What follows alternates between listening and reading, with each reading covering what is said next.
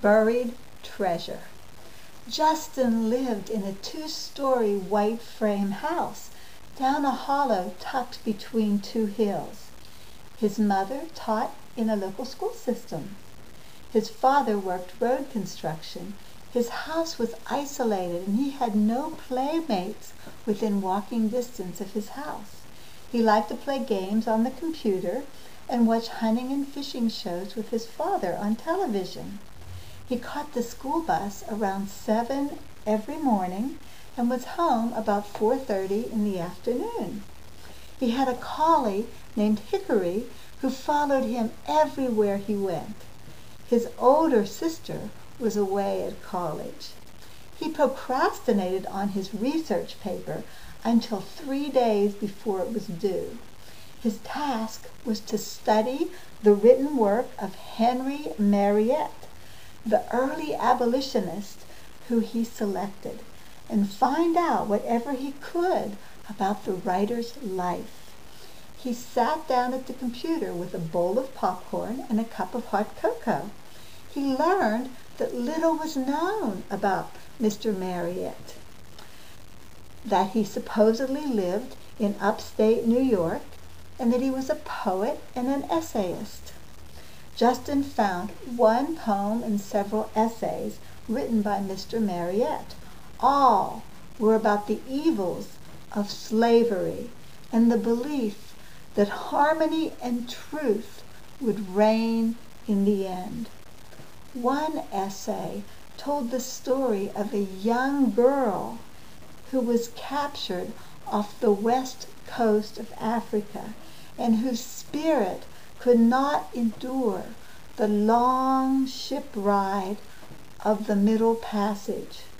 Her body was thrown overboard by the slavers.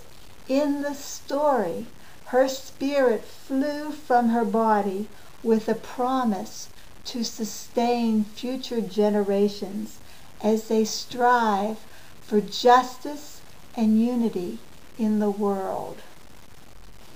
Justin yawned at the task of tying the material together when an instant message crossed his computer screen. Would he accept a message from someone with the password drumbeat? What the heck, Justin answered for fun. Drumbeat happened to be Montier, who wanted Justin to come to Charleston to visit. His mother was in favor of the visit. Justin was to meet Montier on Saturday. Montier had given him directions to his house on Elm Street. The drive to Charleston seemed short. His mom hummed along to her favorite tape, Bob Marley singing, "Everything's gonna be all right." Montier met them at the door, wearing the same bright yellow shirt that Justin had seen him wearing at the Cultural Center. Justin felt self-conscious in the dull green flannel. Montier's mother came to the door and invited them into the house. The two moms sat in the kitchen and drank coffee while Montier showed Justin his room. On one side were a yellow and black woven cloth and his African drum. On the other side was a shelf of basketball trophies. Justin asked if he could play around with the drum called a djembe. That began the game. Justin would create a rhythm and Montier would imitate it. And then Montier would create a rhythm and Justin would imitate it. The rhythms became more and more complex. After a while, the boys laughed and wrestled on the braided rug in the center of the wooden floor. Justin's mother yelled up the steps that she was going to the mall for a few hours and that Justin should behave himself. Montier asked if Justin wanted to meet his friends. "Sure," was his response. The boys walked down the street. The houses were close together, with a narrow sidewalk between each of them. Many of the houses were double, with a family living on each side. The front porches were filled with people enjoying the fresh air. Montier took a back alley to a brick house where they knocked on the back door. Soon, after going from house to house, a small group of boys gathered. Justin realized that his was the palest face in the crowd.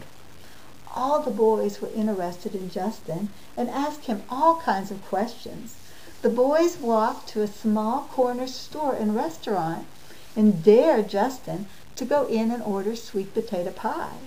Few fair-skinned people visited the neighborhood, and the boys had never seen one enter that particular store. Justin didn't see the big deal. He took the dare and walked into the restaurant to order the pie. When he emerged with the pie, each of the boys took a small piece, laughing. Justin had the sense that he had passed the test.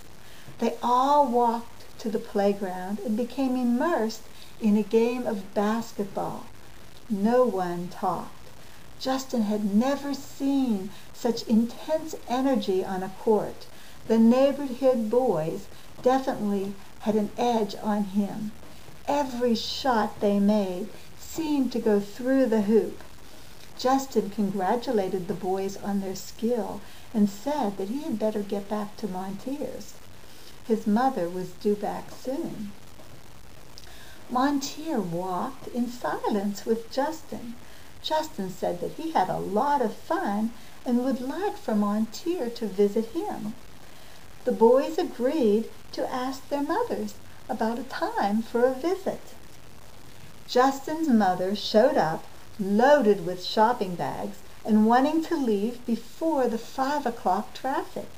She thanked Montier's mother and patted Montier on the shoulder.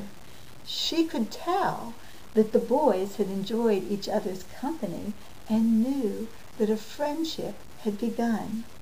When the car started rolling down the interstate, Justin's mom pointed out that finding a new friend is like finding buried treasure. Okay, said Justin.